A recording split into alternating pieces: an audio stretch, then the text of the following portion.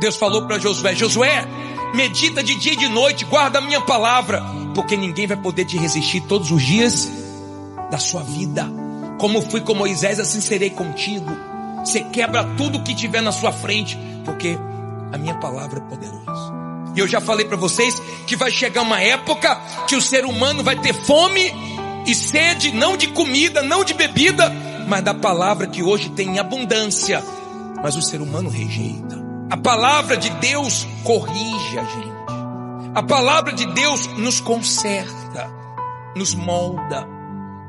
Quando você ouve a palavra, você enxerga o que você precisa mudar. E quanto mais você lê, medita, guarda, pratica, mais ela te muda.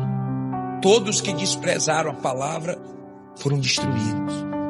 Todos que guardaram a palavra venceram tudo que se levantaram contra ele.